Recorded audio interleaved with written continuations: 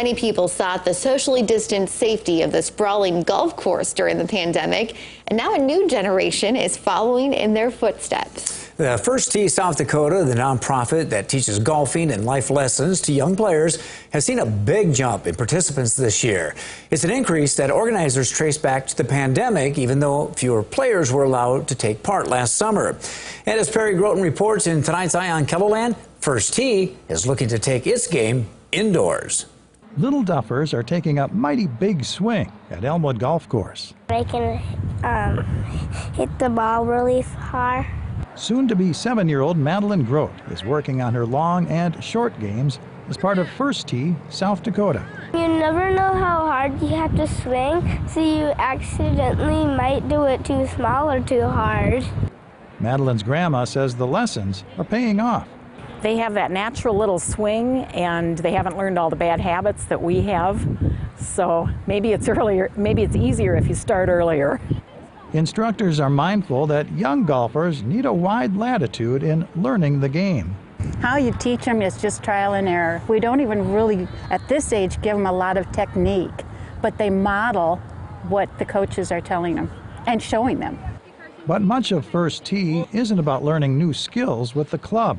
It's also about teaching kids lessons beyond the golf course. I think a lot of what they teach is respect for other people and for the game and all those good things we want them to know. First Tee had to cut class sizes in half last year because of the pandemic.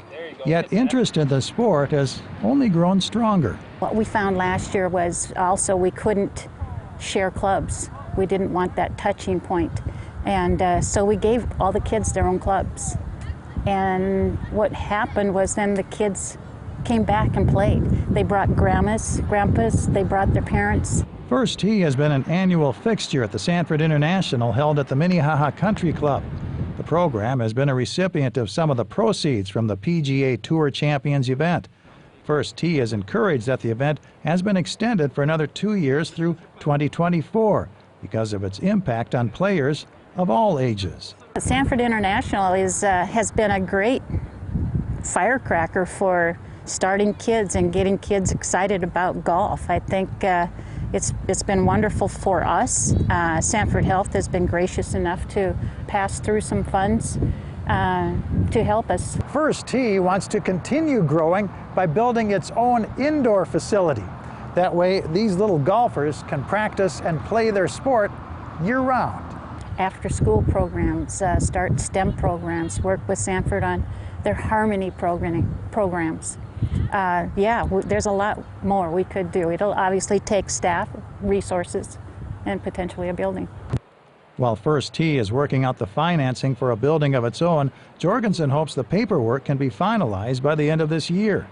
Expanding to a year-round program would bring these young golfers' game and the life lessons learned to a whole new level. With Eye on KELOLAND, I'm Perry Groten. I bet they keep it in the fairway as well. Earlier this week in a KELOLAND.com original story, we introduced you to the 2 local golfers who have been named to represent First Tee South Dakota at a PGA Tour Champions event at Pebble Beach in September. If you're interested in registering your child in First Tee, we have a link to its website under the story on KELOLAND.com.